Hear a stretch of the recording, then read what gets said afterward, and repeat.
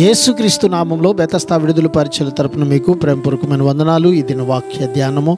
నిశ్చయముగా నీతిమంతులు నీ నామమునకు కృతజ్ఞతాస్తుతులు చెల్లించెదరు, యథార్థవంతులు నీ సన్నిధిని నివసించెదరు. కీర్తనల గ్రంథం 140వ అధ్యాయం 13వ వచనం. బాధపడే వారి పక్షంగా దేవుడు చేసే పని ఫలితం ఇదే. దేవుడు చేసే న్యాయమైన కార్యాలను బట్టి ఆయనకు కృతజ్ఞతాస్తుతులు చెల్లించాలి. కీర్తనల గ్రంథం అంతటికీ, అస్సలు బైబిల్ అంతటికీ కూడా ప్రధాన అంశాలలో ఇది ఒకటి. దేవుడు ప్రేమించినట్టే న్యాయాన్ని ప్రేమించే వారంతా ఆయన ముఖదర్శనాన్ని చేస్తారు. దావీదు రాసే మాటల్లో నీతిమంతులు వారి మరణం తర్వాత వారికి దొరికే ధన్య జీవితాన్ని సూచిస్తున్నట్లు ఉంది కదా. ప్రార్థన.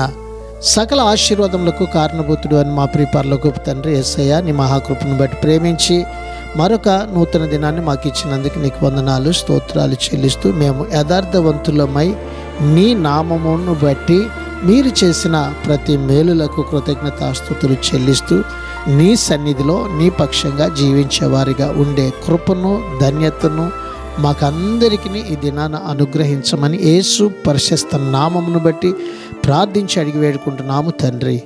ఆమెన్.